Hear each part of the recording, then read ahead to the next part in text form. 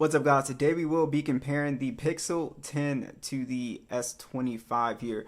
Very interesting since Google added this telephoto lens. I think it's even more competitive now with these base models. So let's go ahead and just dive in. I think the hardware is really beautiful on both of these phones. I think they've done a really good job with both of these phones. Now the thicker camera lens on the S25 series hasn't really grown on me, so if I had to pick a design, I do like the Pixel a lot more. And for anybody who was asking, I think somebody was asking, these phones don't really wobble on the table, so you don't have to worry about that if you type with your phone on the table. But yeah, they're about the same size as well, with the Pixel being a little bit taller. Where you will immediately notice the actual difference is the Pixel 10 is way heavier. It feels way heavier. It comes in at 204 grams versus the 162 grams on the S25. So it's just something to notice. But you do have matte finish on the S25, glossy finish on the Pixel. And like I said, it really doesn't matter. They both look great. You don't really get fingerprints on these phones, so I don't really find myself, wiping them down constantly. But yeah, I think probably the biggest hardware difference is like the weight, honestly.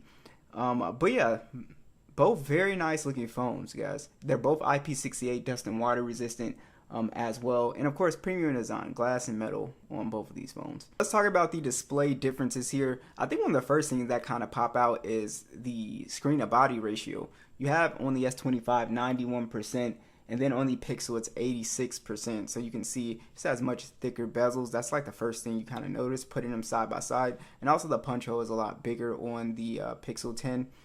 And yeah, so the S25 has a 6.2-inch display. It's dynamic LTPO. It's AMOLED, 120 Hz, HDR10+, 2600 nits, peak brightness, 1080p 416 for the PPI. The Pixel 10 has a 6.3-inch OLED display, 120 Hz, 3000 nits, peak brightness, and it is 1080p 422, and it's 6.3 inches, so it's a little bit bigger than the S25. I think both displays look great. If I had to pick a display, I do like the overall slimmer bezels on the S25. Color-wise, they both look pretty good. They have nice, vibrant, vivid colors. The Pixel, to me, outdoors, even though it's on the spec sheet a little bit brighter, they both pretty much look the same outdoors. They both do a really good job there. So I think for aesthetic purposes, I think the S25 just looks a little bit better. But you can't really go wrong with either display because they do a very good job. So I don't have an issue with the panel on the Pixel or the S25. Now, Google has definitely made some improvements this year, especially with the chipset. And we have the Tensor G5 processor on here, 128 gigs of internal storage, and then we also have 12 gigs of RAM on this base model. We're running Android 16 and we get 7 years of MajorOS updates.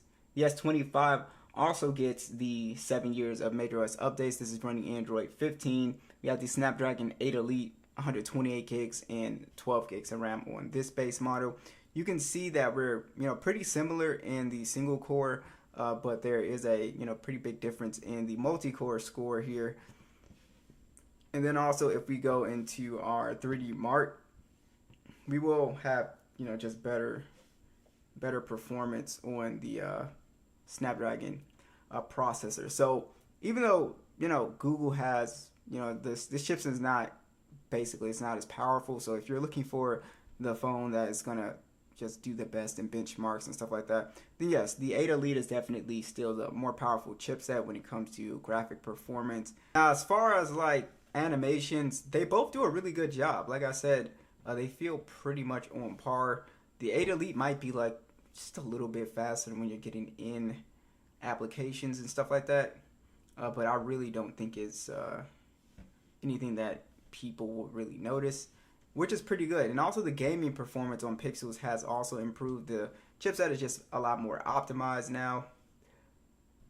So we can see in general performance, it looks like the S25 is just a hair faster, but realistically, it's not anything that you would really notice. Let's go back out. Let's try Geometry Dash. I mean, in some of these lighter applications, they are loading up the same. And then the animations are, really nice on both. Boom. So I would say speed wise, I don't really think it matters unless you really just need, you know, that extra power or something like that. Let's hop into PUBG here. All right, so we're in PUBG here. If we look at the graphics now, and this is a first, you know, this year for Pixel phones, and we now have 120 frames on both of these phones now, and they feel pretty smooth. So yeah, so if you do want to do some competitive gameplay on your phone, and it's not just, you know, PUBG, Genshin, Call of Duty, emulators are going to work really well on these phones. The Pixel, for me, in this short time, I haven't really had any overheating problems with this phone. It actually is pretty cool so far. But yeah, I think performance-wise, yes. If you're like a extreme power user, then of course, like the benchmarks are going to be in the favor of the 8 Elite processor. But the Pixel 10 is really not bad. Let's check out these speakers. We're at max volume. We'll start with the Pixel.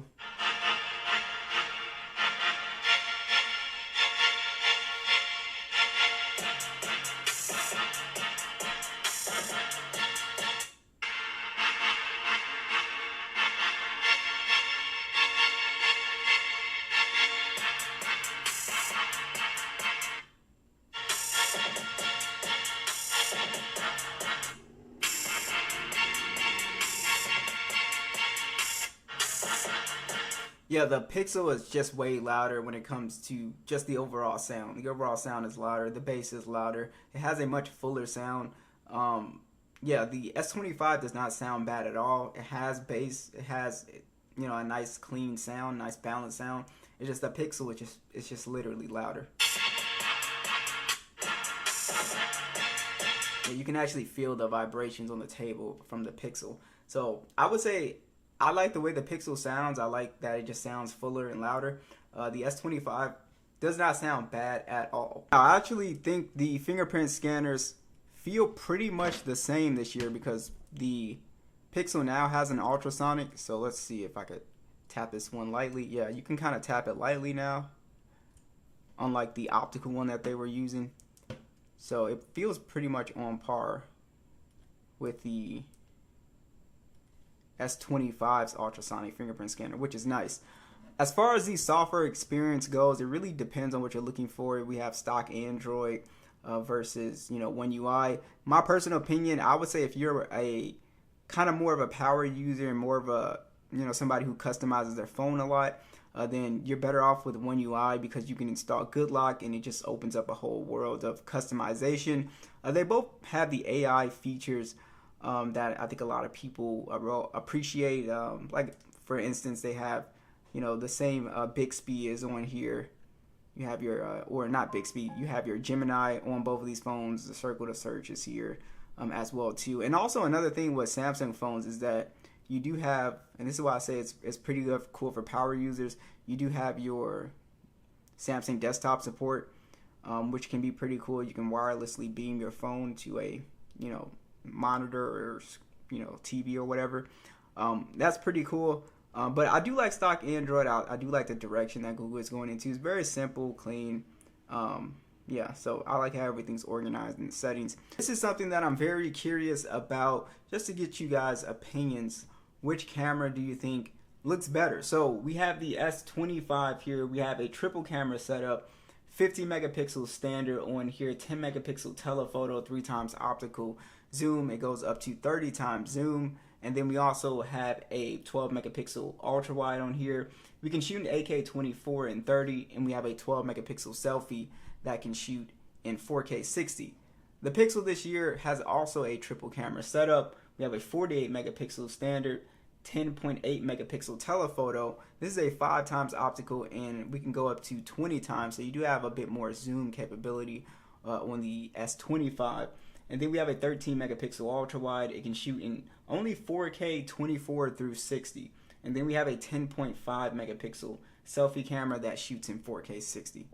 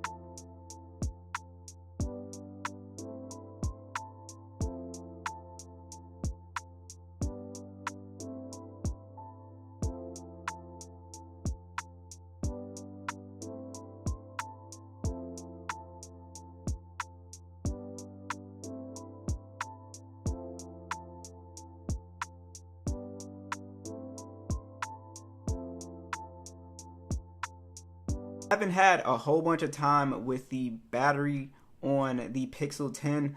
Just for the day I've been using it, this thing still has not died on me. Like, so it's a very hard phone for me to drain as a lighter user.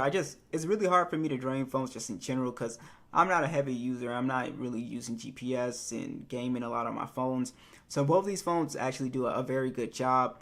And you do have a much bigger battery, so I'm assuming you should get much better battery life, but it really depends on how efficient this Tensor processor is. It has a 4,970 milliamp hour battery, so it's almost got a 5,000 milliamp hour battery. Such a small phone. And then we also have 30-watt charging. We also do have Qi 2 on here, which is pretty cool actually this year. So like the iPhone accessories, you just can snap them on the back here now, which is pretty cool.